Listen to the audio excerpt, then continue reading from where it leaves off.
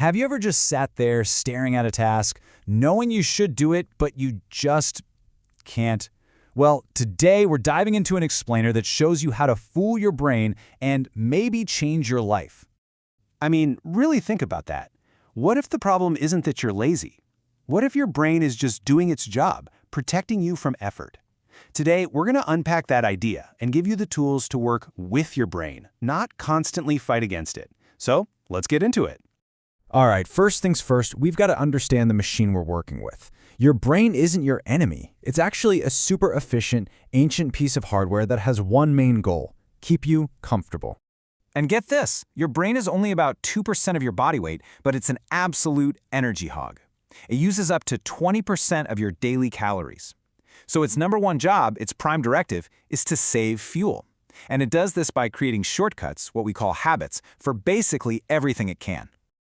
So what you're looking at here is basically the daily battle going on inside your head. You've got this ancient, impulsive limbic system, the part that's screaming, check your phone, watch one more episode. And then you've got the newer, more logical prefrontal cortex, the part that's trying to plan for your future. When you're tired or stressed out, guess which one almost always wins? Yep, the one looking for that instant gratification. And this is where the basal ganglia comes in. Think of it as your brain's autopilot system. It's the region that forms all our habits. Once it learns a routine, it just takes over, putting that action on autopilot. Now, this is great for stuff like brushing your teeth, right? But it's also why starting a new, difficult habit feels like you're fighting a tidal wave. You are literally fighting against your brain's own energy-saving wiring. So, if our brains are hardwired to resist all this effort, how in the world do we ever change? Well, it starts by tossing out one of our most treasured ideas, the myth of motivation. So many of us wait for motivation to strike like it's lightning. We think we need to feel ready, to feel inspired, to do the hard work. But as we just saw, our brains are literally designed to avoid that exact feeling. Relying on motivation is kind of like trying to sail a boat with only a few random gusts of wind. It's just not reliable. So we've got to flip the script. We need to ask a totally different question. Instead of trying to crank up our motivation, what if we just lowered the barrier to entry? What if we made that first step so small, so laughably easy, that our energy-hoarding brain doesn't even notice it as a threat? Okay, so let's get into the good stuff, some practical strategies you can use right now. Here are 5 simple, science-backed tricks to make starting things not just easier, but almost automatic. All right, trick number 1. This might just be the most powerful tool you have for crushing procrastination. It's called the 2-minute rule.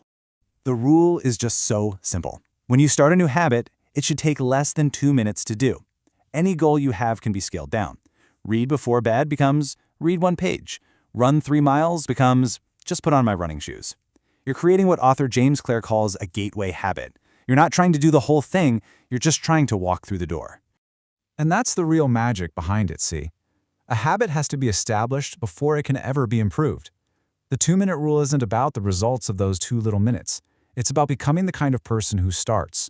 It's about mastering the simple art of just showing up. And that leads us right into trick number 2, which builds on this idea. Whatever your new habit is, shrink it down, then shrink it again. The goal is to make that first action so incredibly easy that it feels ridiculous not to do it. You want to start journaling? Don't commit to 15 minutes. Just write 1 sentence. You lower the resistance so much, your brain barely has time to say no. Okay, let's talk about the room you're in right now. Your brain uses cues from your environment to trigger its automated habits. So, instead of trying to rely on willpower alone, you can actually design your surroundings to do the heavy lifting for you. The more obvious the cue, the more likely you are to act on it.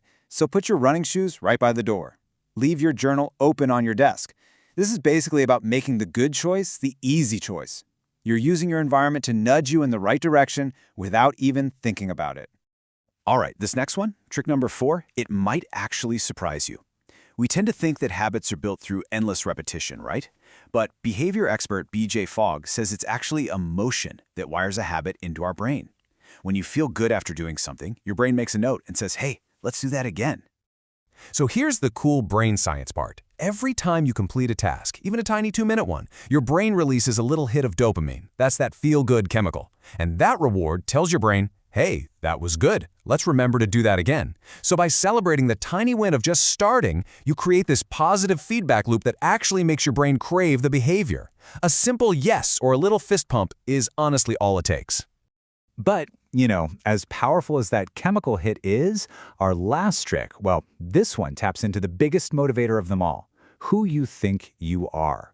Instead of focusing on what you have to do, you start focusing on who you want to become. Framing it this way is so powerful because our brains are desperate to be consistent with how we see ourselves. And this is where it all comes together. We're moving beyond just little tricks and into a real, durable strategy for lasting, meaningful change. Think about it like this. Most of us try to change from the outside in. We focus on our appearance, like losing 10 pounds, or our performance, like running a marathon.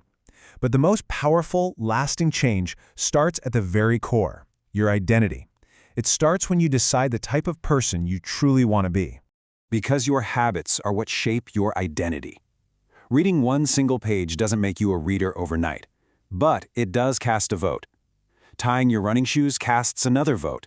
Each tiny win isn't just a win, it's evidence. You are literally proving your new identity to yourself, one small action at a time. See, you don't need more motivation. You just need a better system, a system that works with your brain's deep-seated need for ease and efficiency. So stop waiting around for the perfect moment or for inspiration to strike. Your brain is designed for comfort. It's designed for autopilot, but it isn't your enemy. Once you understand its rules, you can guide it. You can make discipline and consistency and growth the actual path of least resistance. Because when you really learn how to control your brain, well, that's when you start to control your life.